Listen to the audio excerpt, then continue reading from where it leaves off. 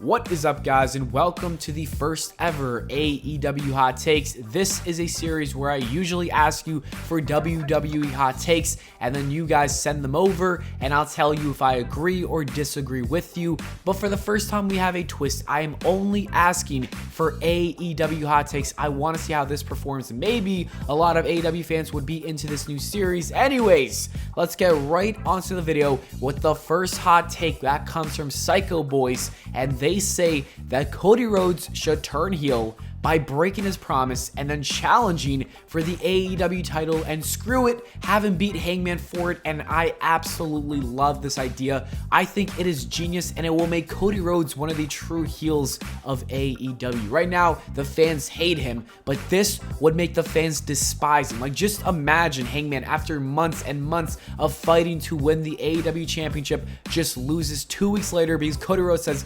screw it, and he challenges Hangman for the title like in 2 weeks after having the championship, and beats him and cheats to win it. That would create nuclear heat, and it would also set up a great storyline for Cody Rhodes and Hangman Adam Page. I am actually for that idea. It sounds cool. I'm just gonna be honest with you guys. The next hot take is from Sarah, and she says that Kenny Omega is the worst AEW champion of them all. And let's take a look at all the champions. First, we have Chris Jericho, who won the championship way back in 2019, and I thought his reign was a lot of fun. After him, you had Jon Moxley, who was a champion during the entire pandemic era, or at least for the most part in 2020. And then you had Kenny Omega. And if I'm being brutally truthful with you, I would say that I wasn't that big of a fan of Jon Moxley's title reign. I thought it was good, but it wasn't great, and it's probably due to the fact that there was not a crowd, and Kenny Omega does have a crowd, so that makes it a lot better. And I kind of like Kenny Omega's title reign. I don't think it's great, but I do think it's better than Jon Moxley. So if I had to rank them, it would be Chris Jericho. That title reign was iconic, and then Kenny Omega, and then Jon Moxley. But honestly, they haven't been too great. Jon Moxley and Kenny Omega, they could have been a bit better. That's what I'm trying to say. After that, we have Ethan, and he says that Jon Moxley as an anti-hero is way better than him being a face or heel, despite people wanting him to turn. And no, this is another hot take that I'm going to disagree with. I'm sorry, Ethan. I think Jon Moxley does indeed need to turn heel. I'm not bored of him, but I just think he needs a new direction. He's been doing this anti-hero thing for 2 years now. It is time for a change. The next one comes from Garen, or Heron, I can't really say it, but they say that Jungle Boy should go solo for a while. He should work on his promo skills, go for the TNT title, and I feel like his matches between him and Sammy would be epic. And while I do agree that they would be epic, I have to disagree. I don't think he should go solo. If anything, I think Jungle Boy and Luchasaurus should become the next tag team champions. Those are two guys that have been a part of the roster for so long. The crowd loves their tag team. They're so over, and they deserve at least one tag team title reign before Jungle Boy moves on and becomes a singles competitor. Jacob says that MJF's next feud after Darby Allin should definitely be CM Punk. And yes, I agree with this. I think CM Punk needs a real feud as well, and MJF and CM Punk would absolutely kill it on the promos. The match would be amazing as well. Let's not forget about the match. The match would be good because MJF is one of the best wrestlers in AEW. I love his style, his kind of old-fashioned 80s styles, and CM Punk knows how to put on a good match as well. This needs to happen for Double or Nothing in 2022. David says that MJF needs to win the TNT or AEW World Championship in 2022. He's been losing momentum after that long Chris Jericho feud. And yes, I agree with you, David, 100%. I think after MJF beats Darby Allin, he should go on to beat CM Punk. And after beating CM Punk, that is when he finally goes after the AEW World Championship and defeats Hangman Adam Page. Or even if it's Cody by then, maybe Cody. You never know who the champion is at that point. Emina says that I can see MJF actually going to WWE down the road, and this is something I was thinking about for quite some time. If there is one person from AEW that can go to WWE and be successful, I think it is MJF.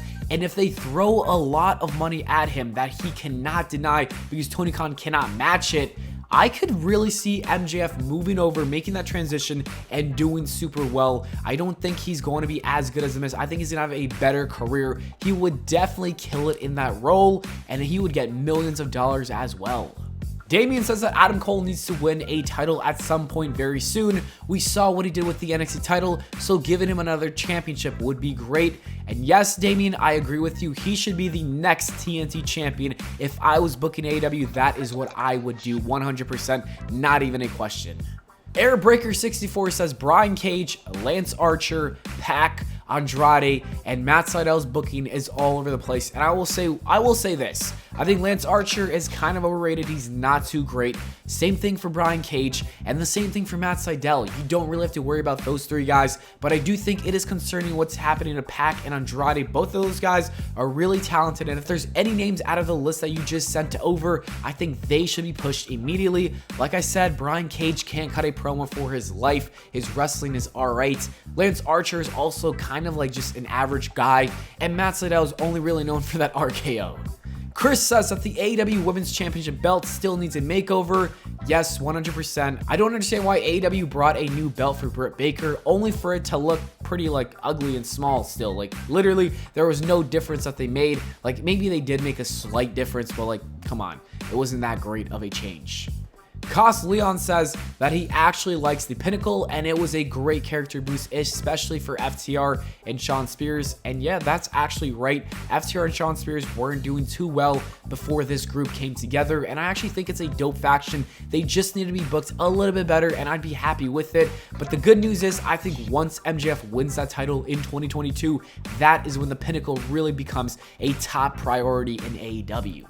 Vipul KR says that Adam Page is the man of AEW who's going to carry the company on his back for a long time. He will turn out to be the bigger asset than Kenny Omega for AEW. And yes, I think Hangman Adam Page is one of the biggest stars in wrestling right now. He is definitely the biggest babyface in all of professional wrestling. Like WWE, AEW, New Japan, anything. He's the biggest babyface right now. Ramen Master says that CM Punk should be a main event guy. We don't know how many good years he has left. And yes, he will be a main event guy. Just give him some time. Tony Khan does not want to push him into the main event scene right away. He's a little rusty, and you can see he's a little rusty in the ring, but he's getting all his tools back, and he's going to be a main event guy sooner or later.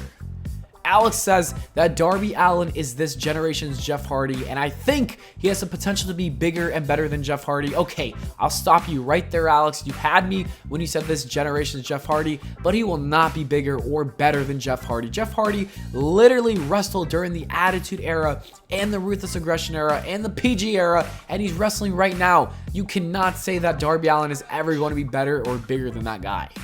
Jalen says, even though he hasn't gotten his moment yet, Pac is still the best overall wrestler in AEW, and Jalen, he is definitely one of the best. I would say he's top 5, and he definitely deserves a spot at the top soon, because Pac is great. He's so good. He's so underrated in AEW, it's crazy.